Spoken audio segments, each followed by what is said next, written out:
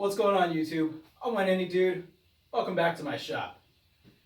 A number of you have reached out or commented and asked about this built into my assembly table.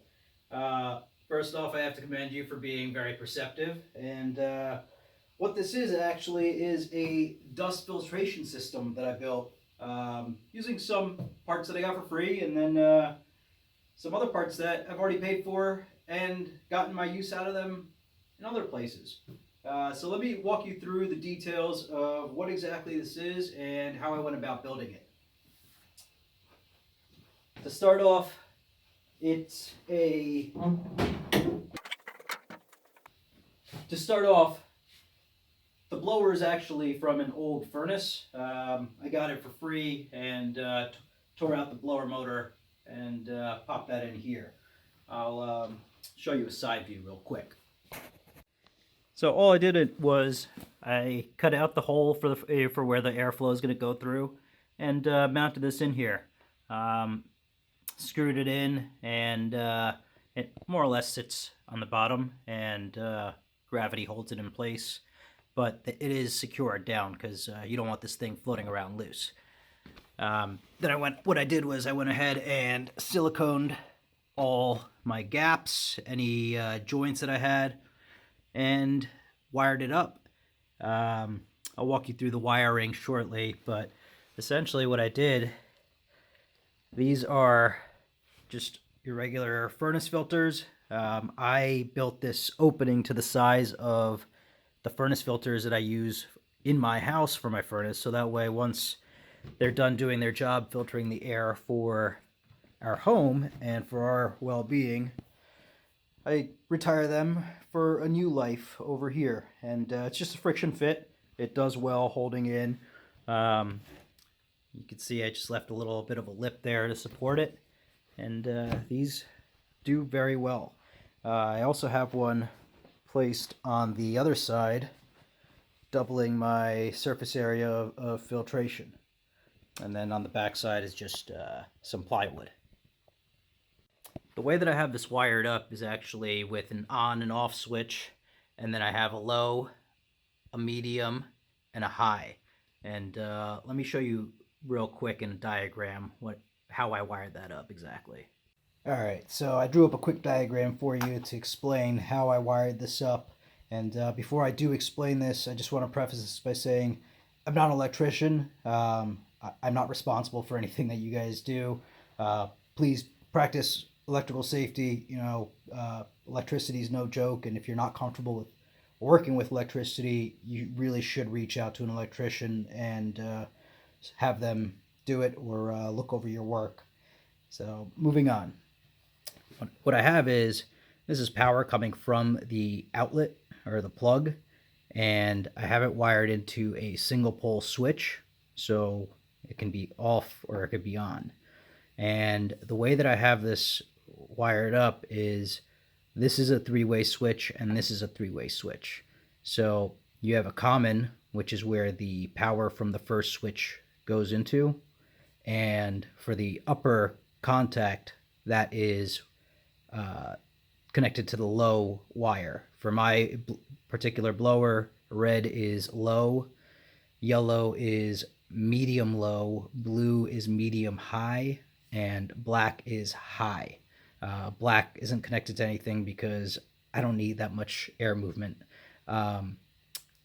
So then essentially when this switch is in the up position, it will send power to the red line and run the blower in low. If I drop the switch to the lower position, it will then send power out and over to the third switch, which has the medium connection and the high connection. So depending on what this switch is set at, when I drop this, it'll either go into medium or high. So when this switch is up, it goes into medium, down into high. And everything's controlled by this as a main switch. So I can leave these controls set to whatever I want and power on and power off the dust collector as needed.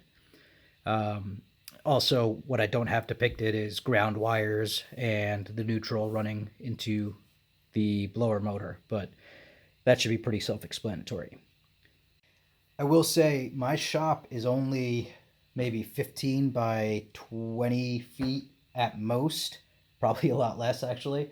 And I thought that having more power would be better, but honestly, I leave my blower in the low position and it's still quite a bit of air movement. And I wish there was a way for me to get an even lower air movement, but these particular motors you aren't able to slow them down any without causing some sort of problem.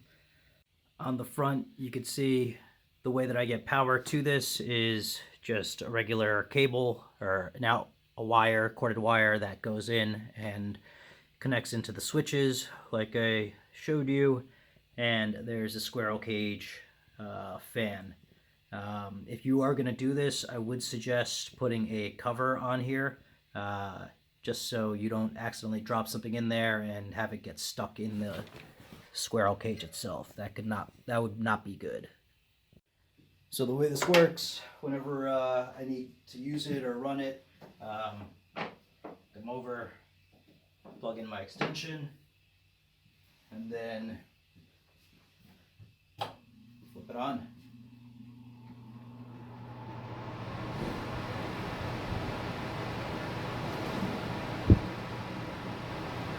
Got a handful of dust over here. Test it out.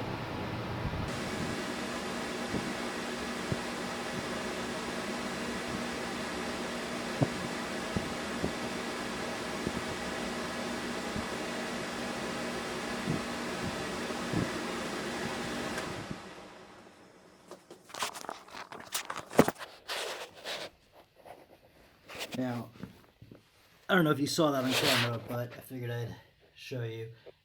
It's obviously, you're not going to be pouring dust over the filter at any point in time, I would hope. And this isn't really what this is built for, but you can see it did catch a good portion of the dust in there.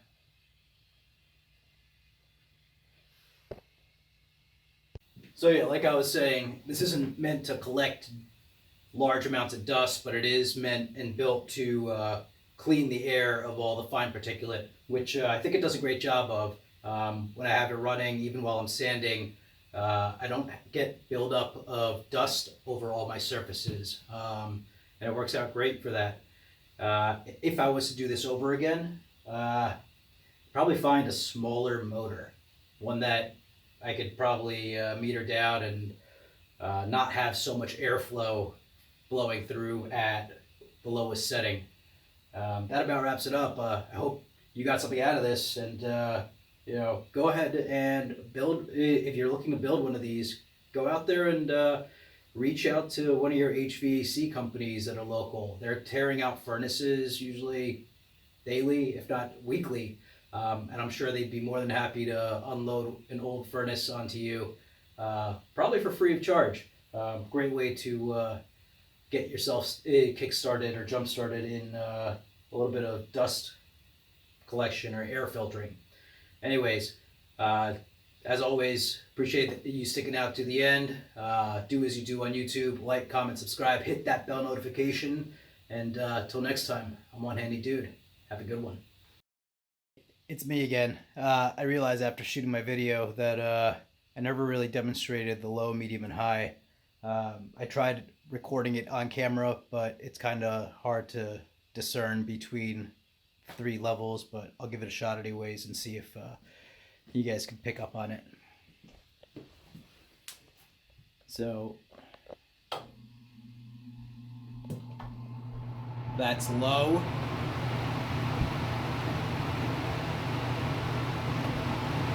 That's medium. And that's high. I'm not sure if you can actually hear the jump in the motor, but maybe between high and low.